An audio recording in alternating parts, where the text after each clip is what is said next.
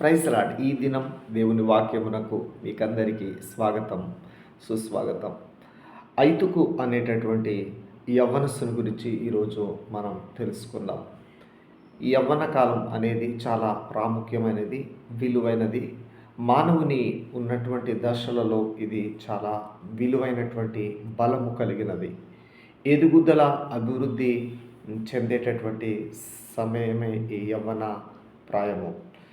అపోస్తుల కార్యముల గ్రంథము 20వ అధ్యాయము 7వ వచనంలో ఐతుకు అనేటటువంటి యవనస్తుల గురించి వ్రాయబడి ఉంది.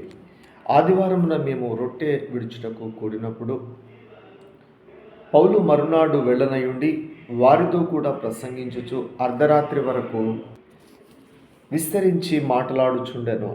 అప్పుడు ఐతుకు అను ఒక యవనస్తుడు కిటికీలో కూర్చుండి గాఢ నిద్రపోయి, పౌలు చాలాసేపు ప్రసంగించుచుండగా నిద్రాభారం వలన జోగి 3వ అంతస్తు నుండి క్రింద పడిపోయి చనిపోయిన వాడై ఎత్తపడెను. ఒకసారి మీరు ఆలోచించండి. పౌలు మరునాడు ఇంకొక ప్రాంతానికి వెళ్ళవలసినటువంటి ప్రదేశం. ఆ ప్రాంతంలో దేవుని శరీరము విరిచి చక్కగా వాళ్ళందరికీ దేవుని శరీరము దేవుని రక్తమునిచ్చినప్పుడు వారందరూ కూడా దేవుని శరీరాన్ని బట్టి బలపడే సమయం అది. అంతేకాకుండా దేవుని రక్తము కూడా ఇచ్చినప్పుడు వారందరూ దేవుని రక్తంతో తమ ఆత్మలను శుద్ధి చేసుకుంటున్నారు. అంతేకాకుండా ప్రసంగించుచున్నారు పౌలు. అర్ధరాత్రి వరకు విస్తరించి మాట్లాడుతూ ఉన్నారు పౌలు. చాలా విషయాలు, దేవుని విషయాలు, దేవుని వాక్యాలు చెప్తున్నట్లుగా మనం చూస్తూ ఉన్నాం. అయితే మేడగదిలో అనేక దీపాలు ఉన్నాయి. మేడగదిలో అందరూ దేవుని వాక్యాన్ని వింటూ ఉన్నారు. ఇదంతా కూడా మేడగదిలో 3వ అంతస్తులో జరుగుతుంది. అయితే ఈ యవనస్తుడు అందరితో పాటు కూర్చోకుండా కిటికీలో కూర్చున్నట్లుగా మనం చూస్తూ ఉన్నాం. బహుశా అక్కడ జనాలు ఎక్కువ ఉన్నారో లేకపోతే ఏంటో తెలియదు, కానీ కిటికీలో కూర్చున్నట్లుగా మనం చూస్తూ ఉన్నాం. యవ్వన కాలంలో ఇట్లా కిటికీలో కూర్చోవడం, తాను కూర్చున్నటువంటి ప్రదేశము అది కూర్చోకూడని ప్రదేశంలో తాను కూర్చున్నాడు కాబట్టి ప్రమాదం అనేది సంభవించింది. యవ్వన కాలంలో కూడా బైబిల్లో ఉంటుంది. ఒక ఏ చోట కూర్చోవాలో అపహాసకులు కూర్చుని చోటున మనము కూర్చుండకూడదు అని ఉంటుంది. అంటే కిటికీలో కూర్చోకూడదు ఎప్పుడు కూడా. వాక్యం వినాలనే ఆశ యవనస్తునిలో ఉంది, కానీ కిటికీలో కూర్చోవడం వల్ల, అది కూడా మధ్యరాత్రి వేళ నిద్ర భారము వలన ఆయన జోగి 3వ అంతస్తు నుండి కింద పడిపోయినట్లుగా మనం చూస్తూ ఉన్నాం.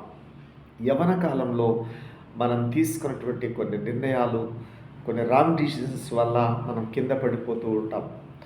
యవ్వన కాలంలో ఈ వ్యక్తి తాను కూర్చోకూడని ప్రదేశంలో కిటికీలో కూర్చున్నాడు కాబట్టి మధ్యరాత్రి వేళ నిద్ర భారం వలన కింద పడిపోయాడు. కాబట్టి మన జీవితంలో కూడా యవ్వన కాలంలో కొన్ని నిర్ణయాలు రాంగ్గా తీసుకోవడం వల్ల చాలా ప్రమాదాలు సంభవించే అవకాశం ఉంటుంది. చాలా జాగ్రత్తగా ఉండాలి. అయితే దేవుని కృప, ఈ యవనస్తుడికి దేవుని గూర్చిన ఆసక్తి ఉంది, విధేయత అనేది ఉంది. అంతేకాని దేవుని వాక్యాన్ని వింటున్నాడు, కానీ కూర్చోకూడని ప్రదేశంలో కూర్చున్నాడు. అయితే అతను చనిపోయాడు.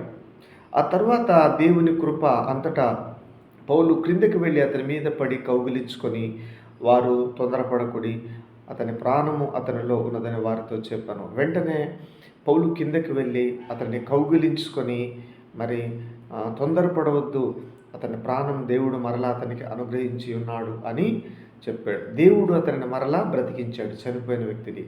యవ్వనస్తులు కూడా అనేక మంది చనిపోవాల్సిన పరిస్థితులు, భయంకరమైన పరిస్థితుల్లో పడిపోతూ ఉన్నారు. కొంతమంది మరణగండాల్లో పడిపోతూ ఉన్నారు, కొంతమంది శోధనల్లో పడిపోతున్నారు.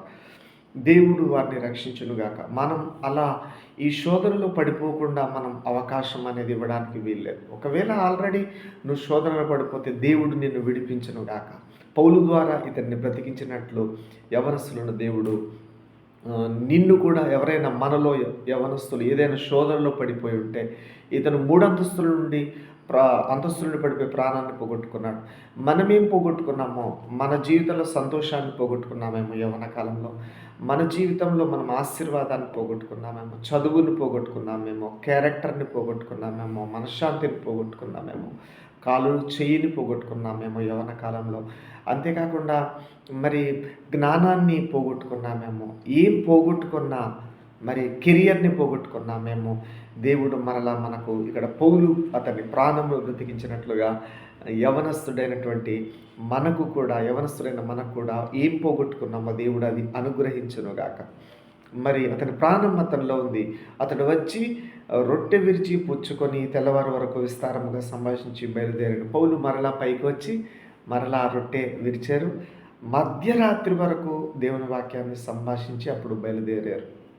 వారు బ్రతికిన ఆ చిన్నవారిని తీసుకొని వచ్చినప్పుడు వారికి విశేషమైన ఆదరణ కలిగారు. వాళ్ళెంతో దుఃఖంలో మరి బాధపడ్డారు. ఇటువంటి ఇటువంటి సంఘటన జరిగింది. అందుకని అపవాదికి మనం చోటు ఇవ్వడానికి వీల్లేదు. మన కాలంలో ఎప్పుడైనా అపవాది దాడి చేయాలని ప్రయత్నిస్తాడు. కానీ దానికి మనం అవకాశం ఇచ్చినప్పుడే మనం అందులో పడతాం. కాబట్టి వారికి గొప్ప ఆదరణ కలిగింది. యవనస్తులను దేవుడు ఆదరించును గాక.